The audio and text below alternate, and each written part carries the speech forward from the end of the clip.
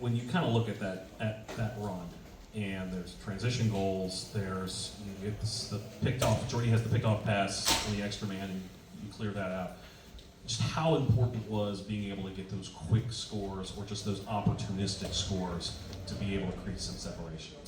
Yeah, they've been playing good defense. They have good players. John O'Durn's done a really good job with the defense, and Mullen's been excellent all year. So, you got to, anytime you can get an opportunity, go for it.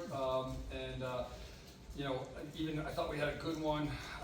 Great play by George Stamos. We throw an outlet, he gets it, he kind of gooses it to Spanos, and then we throw it to Daniel, and we have a 3-on-2, and Jimmy makes a great save, but it was like, oh man, like that's, those are the ones that you really want to try to capitalize in games like this. They're good momentum plays, and just don't know how many you're going to get. So, but I think, some timely goals. I thought the biggest goal of the game was Spanos' goal from J-Mac.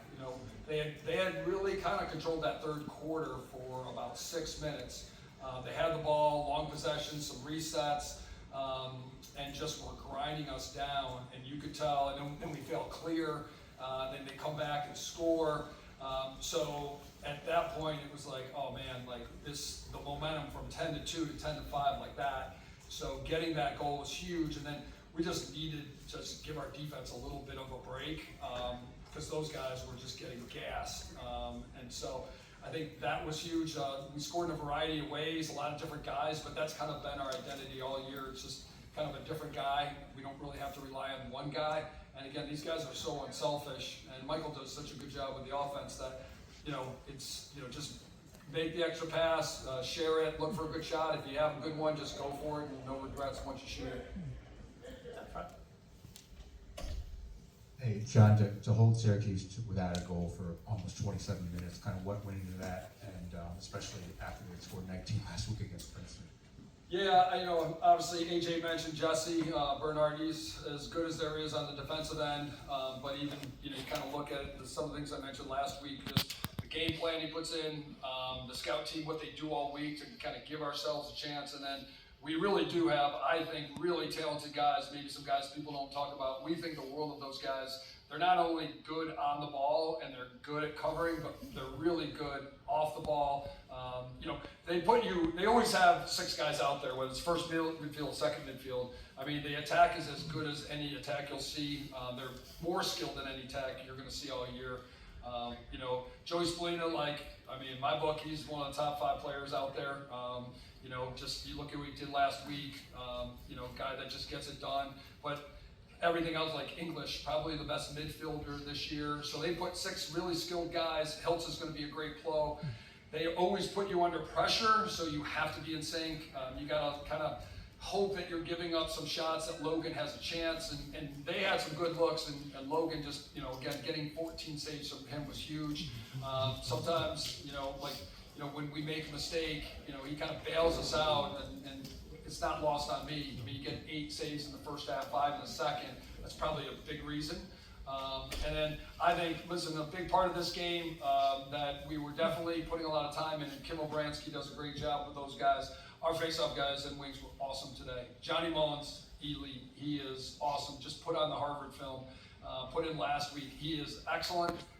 And to hold our own, I thought Shea Keithler did a tremendous job.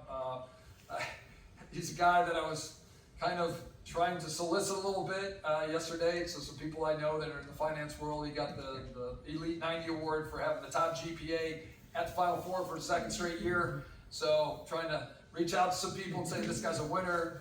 He's not only an excellent student, he's a really hard worker. He's a great human being, but was amazing today and didn't have a great week last week, but stepped up. And obviously, that goes a long way. So those 2 guys, Jonah was terrific as well. We lost Sean Creeder early in the year, and that was a big loss, but those guys just kept working.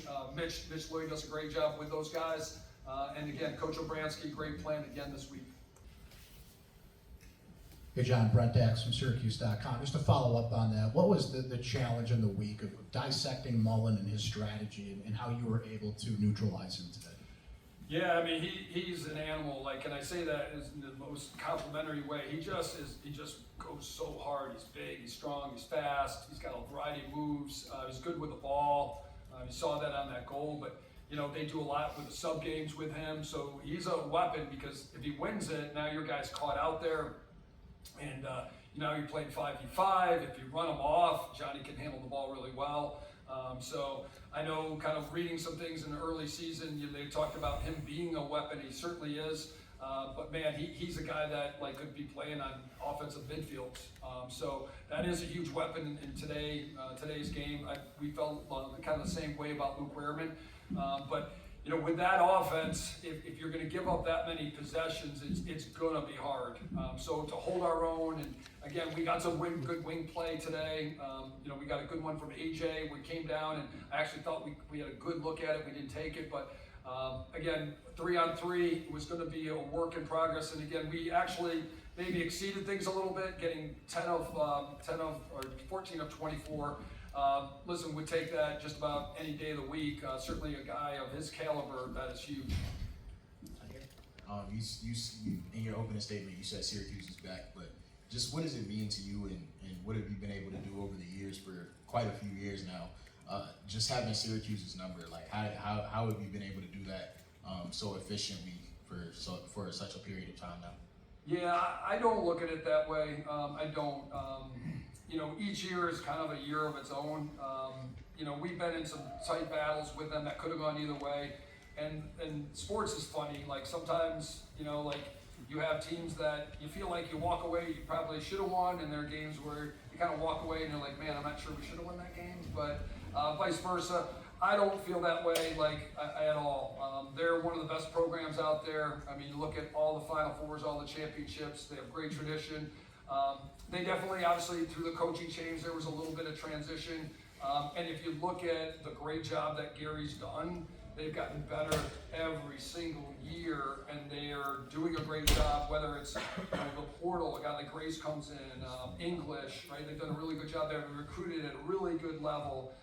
You know, you see those guys everywhere. And, you know, during a transition, there's always a little bit of, you know, kind of a transition point where you're kind of establishing a new culture. And I think, you know, they're now at a point where, you know, the ACC champs, like they're in the top 5, like they're kind of where they've always been. And sometimes programs go through that, but I don't really look at it that way. We've won some close games, but some of those could have gone the other way, and we'd probably be about the same, you know, in terms of the record.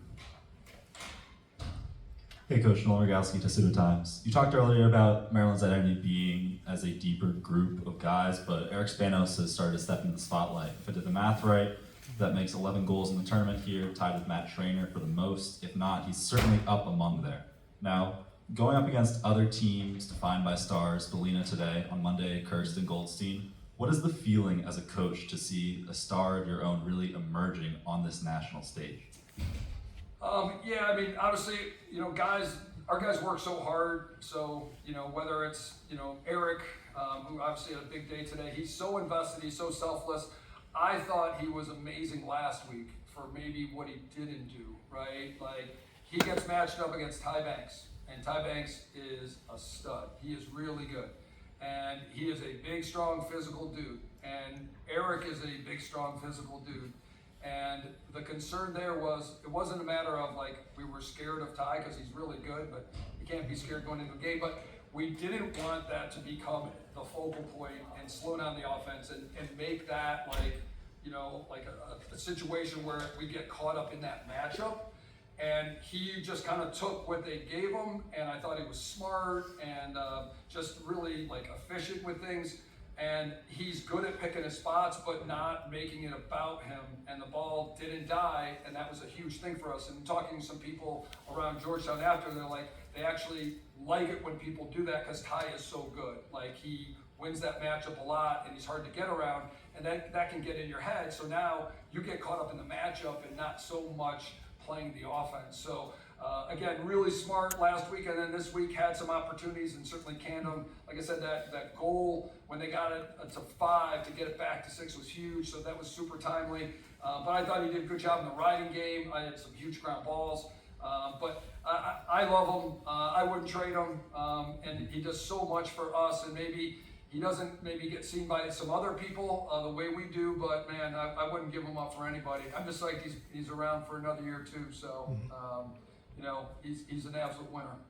Well, we have time for one more. I apologize, everyone. Right here. Mike Rivetto, staff writer for Maryland Athletics. Coach, similar question to AJ when he was here, but just Will Schaller, what has he meant to this defense, and how has he kind of approached taking on that role that Ajax kind of had last year of taking on the opposing team's best offensive player? Yeah, when you think of leadership and culture, you kind of look at where Will is now, and I give a lot of credit to Jesse, the other defensemen, the guys that live with him, obviously his parents. But man, you see so much of Ajax and Brett and Will.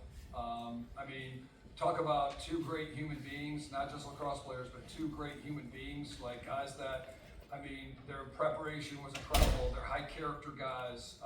They're team first guys. They're high energy guys. Their work ethic, like you know, Will is a tremendous student.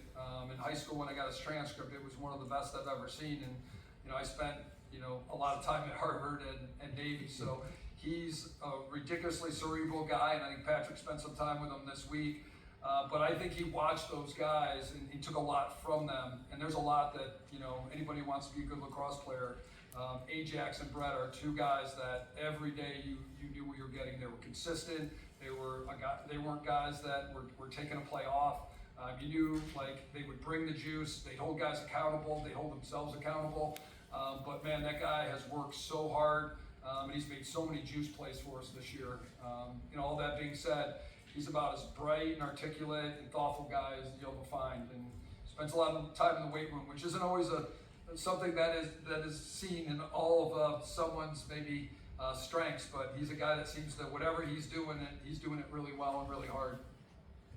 Coach, congratulations. Good luck Monday. Thank you.